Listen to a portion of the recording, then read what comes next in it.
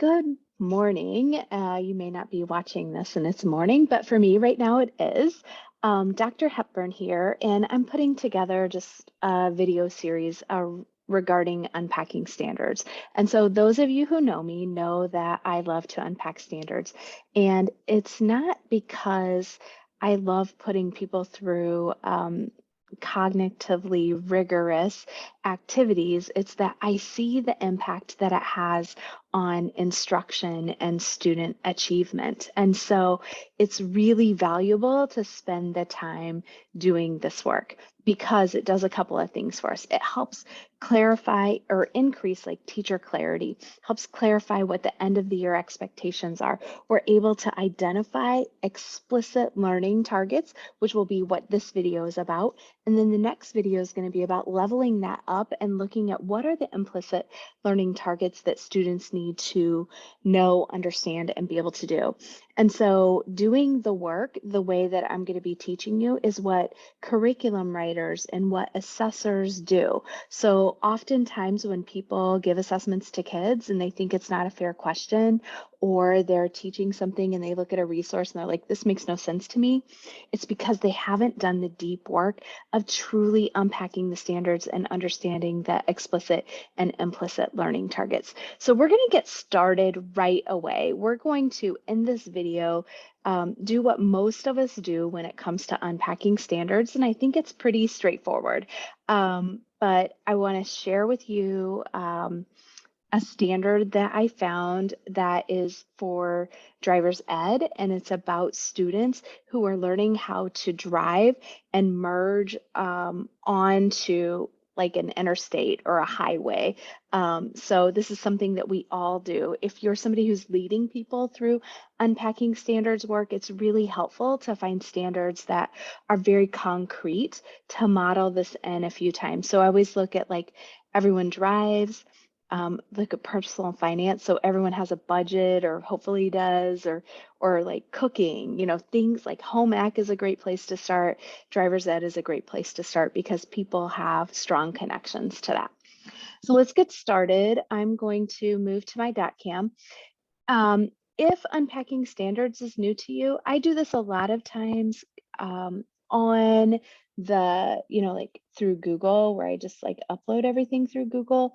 But honestly, it's not as concrete that way. And so if you can print out an unpacking standards sheet, it really makes it more concrete and sometimes just easier to manipulate without it being in the Google Doc and so stressful. So here's our first step.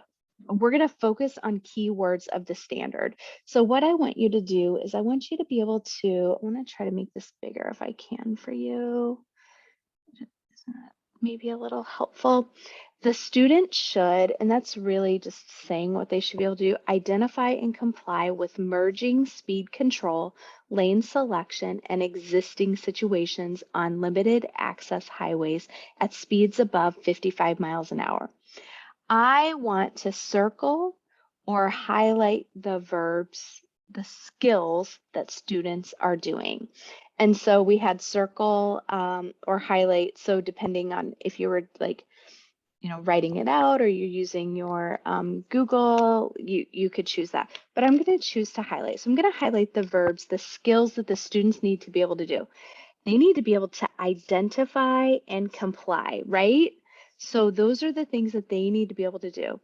And then my next step is underlining the nouns, the concepts that are going to be taught. So they're going to be taught, let's look through here. They're going to be taught that merging, they're going to be taught speed control, lane selection, existing situations, limited access on highways, speeds above 55 miles per hour. I'm going to hold off on that. So they're going to be taught specifically about speed control, lane selection, existing situations on limited access highways. I feel like that kind of all fits together there. At speeds, and this is speeds above 55 miles per hour. Okay, so here's what I want to let you know. I just take my time just kind of digging through what this standard is asking of students. So I'm kind of taking my time going through this and thinking through it. I find myself, I'll read it over and over again. So I do think I'm gonna maybe underline speeds. That's the amount of speed. A noun is a person, place, or thing, or an idea. If it's been a while since you've had to do that. Okay, so my next step is double underline or italicize a prepositional phrase, like the context, how this is going to be used. Okay, so I'm going to choose a different color. Let me go with green. So what I know is with speed control, with merging, speed control, lane selection, and existing, that all is part of a prepositional phrase. And then on limited access highways at speeds, at is another prepositional phrase, above 55 miles per hour. So do you see how I just kind of started tearing apart this standard right now? My next thing is to write each verb and concept as a separate learning target, okay? So this is where it starts to get a little bit tricky. So what I'm going to do is I'm going to think, okay, students need to identify, and then they need to comply, right? So as I think about students need to identify, merging, that's going to be first, like they need to identify merging, right? They need to identify merging on limited access highways at speeds above 55 miles an hour. I think I can do that.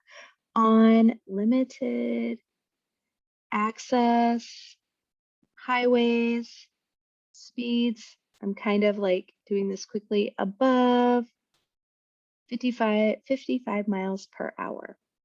They also need to not only identify, but a different level, which is actually they need to comply, right? So they need to identify when they need to do it, and then they need to comply. Just when am I going to merge? So, okay, this is going to be a time that I'm going to have to merge. Now I'm going to have to actually like comply and do that. So we're going to do this. Merging, okay? On limited access highway speeds above 55 miles per hour. So identify merging, and then this is going to be in the context on limited access highways at speeds above 55 miles an hour. So I have the verb, I have the noun. Do you see how I just did that? But really the context is going to be this: on limited access highways at speeds above 55 miles per hour. So what I'm doing is I'm thinking, okay, this is like them merging onto the interstate, merging off of a highway onto another highway, or them merging like that. So what I'm going to do is just take a second for you, so you don't have to watch me write all of this out. I'm going to pause the recording. I'll pick it back up in just a second and you'll see this all filled out. Hold on.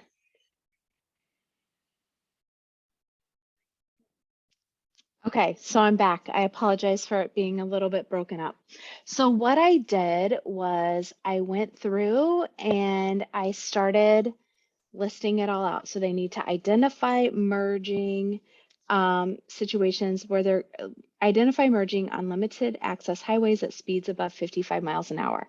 Then they need to comply, right, with merging. So comply with merging on limited access highways at speeds of 55 miles per hour. Then they needed to identify speed control on limited access highways of 55 miles per hour or above. And then we comply with speed control, right? And then we did it again. We're going to identify lane selection, and then we're going to comply with lane selection on limited access highways of at speeds of 55 miles an hour or above. So then what I do is actually I'll write all of this out. Students will, you can write all of that out down here as explicit learning targets. And I won't put you through having to watch me do that. Just know that what I do is I just, really quickly write out students will identify, because it needs to be taught differently. They're different type, there's a difference between actually identifying merging situations and actually merging, right? So I would write this out, merging on limited access highway at speeds of above 55 miles per hour. So what I do with this is I would write out all of those learning targets. These are the explicit learning targets that I'm teaching to my students. So what you're going to notice is the different levels of thinking. So I use a cognitive rigor matrix, but I know a lot of people use different kinds of resources to support them when it comes to determining like the level of thinking. So it's like DOK, or some people do rigor relevant, some people do Webb's or Bloom's taxonomy. So whatever works for you. I'm using the cognitive rigor matrix. And what I know is when we're identifying, that is going to be a level of thinking 1. Okay. Now we're going to actually comply and merge. And so we're going to move into more of an application. So those are a higher level of thinking where the students are moving from just identifying to actually doing that. And so what I hope that you can see is that this is typically where we end Unpacking Standards, is just going through and thinking about all of those explicit learning targets. I'm going to talk with you in the next video about kind of amping it up and thinking about taking your Unpacking Standards to the next level, because I believe this is where we struggle the most when it comes to truly understanding our standards. So I want to encourage you to watch the next video because this is where it's going to start like mind blowing when you start doing some like really deep thinking about the standards. So thanks for coming. Have a great day.